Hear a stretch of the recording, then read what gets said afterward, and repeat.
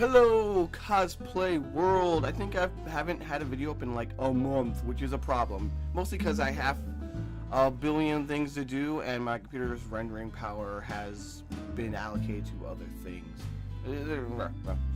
I'm getting into more drafting on my actual computer and saving the files there, and also 3D printing and all that stuff.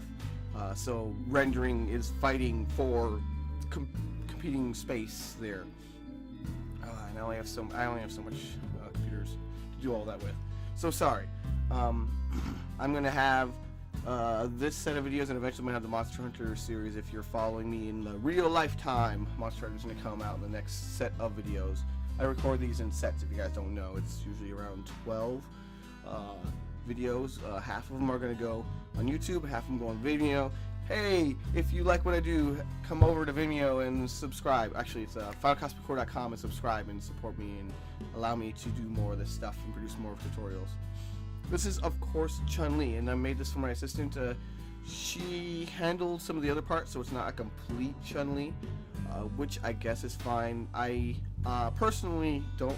This was a bit of an experiment because I don't sew for other people too often, like a full set. So I was doing experimentation with this one. The series will be split up into 4. I'm going to talk about the leg armor section in this one, obviously. Then I'm going to do the shoulders, then the panels for Chun-Li's. I'm going to talk about that, and then I'm going to finish up with the details and there's some flair in the back that's got some fun details. But back to what is actually going on. If you guys have not seen me work with this material, this is PVC foam sheeting. We are going to be using it to serve as our base. It's a nice semi-rigid material. It's a thermoformable, just like EVA foam or Warbler, but it's a bit more rigid to hold its shape a lot better. But we're going to be using all 3 in combination for this video, and I'll explain why they're really good to work together here. That is a hot knife. I'm going to be cutting that out. If your hot knife, the head of it is bending, replace it. You can kind of sharpen the blade and reuse it, but once the head is not quite straight, that's when you want to finish using it and get a new one, because if it snaps off, then you're going to buy a whole new tool, and it's more expensive than just, not cheaping out and buying a new blade. As you can see, we are using a dovetail saw to do some of our straighter cuts. I like the dovetail saw because it's got it cuts more. It's a thinner blade, and it's got more curvature to it if you need to, but it is a bit more finicky, so I have to replace them quite regularly. If it's not something you're willing to invest in, then don't worry about it. A regular handsaw will get a lot of things done, so it's cool. We're all heat shaped with a heat gun. You see it down there in the bottom left. You'll see me use a heat gun for basically all of my plastics, even the Warbler you see up at the top here. I have a nice one that gets me up to 1300 degrees and has variable fan speed settings. And if you buy a good one, they're much more cost effective than buying the cheap ones because they have the energy conservation settings, and more than saving you money on your bills, it keeps the fans from overheating for too long of a period of time, and it also has the cooling settings, which keeps your ceramic intact for longer. The number one way I've seen heat guns just die off is that their wire heating coils burn out, and so that cooling cycle and the energy not maintenance, like regulation, is what really makes them last longer and make it worthwhile. Now, as some of you may be thinking, rigid plastic, kind of uncomfortable to wear. Maybe I want something else. So what we're going to be doing is we're going to be putting the trim in, the lining is EVA foam. So we've got a nice foam lining, so it's comfortable and easy to wear. Yay! Again, we're going in with the hot knife and cutting away the excess. We don't necessarily need a template or draw anything out. Anything that's like bigger than our shape, we're just going to cut away.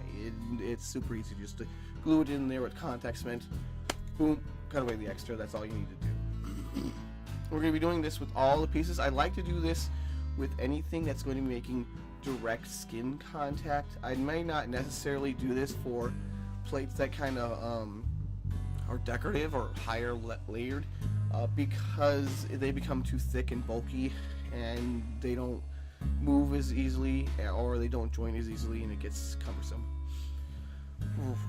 And then that's one thing that you run into with more rigid armors, is that they're just harder to get into if you can't joint them very well. The foam armors that are straight up foam do have more flexibility, obviously, because they're made of a less rigid material. Once we're done with this, you see at the top we've got strips of Warblow. A lot of what I actually use Warblow for is not making full sets of armor, it's making the trims and the details. Warblow takes damage super good, takes all your con damage super well. So what I'm going to do is I'm going to heat it up, and I'm going to stick it to the edge and hide that kind of seam there where the foam meets the plastic, and I'm going to round it out. So when this armor hits an edge, the Warblow will take that hit. Awesome. It'll bounce back. Worst case scenario, if it gets broken or cut or something like that, you could take a heat gun and easily fix it, repaint it, it'll be fine. Whereas if you're just using straight up foam rips, or if you're using plastic chips. And we're going to go over these with a bit of plastic just for texture here. You can theoretically, you can base coat it with a primer or whatever, doesn't matter. The reason why I use plastic was specifically for this kind of matte texture. Now on hard plastics, you want to rough up the surface with some sandpaper, just so things stick better, and that's always a thing with paint generally. Krylon does have some plastics paints which mitigates that a bit, but it's just good form to go in with like a 500 grit sandpaper so that the paint has something to stick to generally. So our details here, we could make the details out of basically any kind of sheet material you prefer. I'm going to choose craft foam, 2mm EVA foam, because it's nice and soft, it's on hand, and it has a nice color contrast. It's not going to be bearing any weight, so it doesn't need to be structurally relevant, it's just got to look nice. And here we have our holes. We're going to be putting our rivets and our elastic into these holes. I'm specifically putting these holes in places that are going to be covered up by those strips and details in our armor.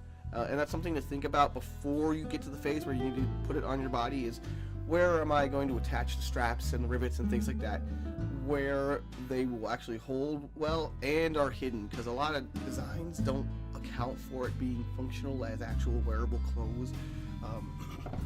So it's always fun. And for this, we're going to be using elastic. And what I'm going to generally do is have it be a little bit tight on the person. That way it stays on. That's it. I just get the measurements for their thighs and go, all right, I'm going to take about 2 inches. And the worst case scenario here is that if they're too short, I'll have to pull off a rivet and then pop in a longer length of elastic, or sometimes I might replace it with Velcro if it's necessary. But elastic works really good for leg armor because the legs and thigh muscles flex quite a lot, whereas elastic tends to rip off in those cases, doesn't seem to hold, at least not as well. And then we have this nice press. I'm going to be using you can use a hand press, but I have this nice table press, and it is very good at getting uniform pressure over the rivet, and it's just great.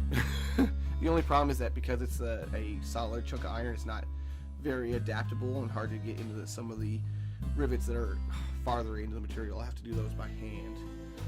So simply hot gluing the EVA foam to the surface, we're going to hide the rivet like I talked about earlier. And that is going to be that. The back ends are going to be laced up with some hardware. I believe they're just slide buckles, some grip buckles. And we're going to be sewing one end of the buckle onto the strap, and then the other end is going to go through and be buckled in like a regular buckle. And you can see them there in the metal bits in the shot here. All right. In the next video, we're going to talk about the shoulder bits. I hope you guys check that out over at finalcosplay.com.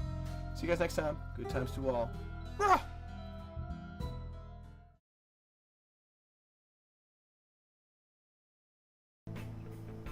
Hey, I just wanted to stop in here at the end of the video and say thanks for all the support. See you guys next time. Good times to all. Ah!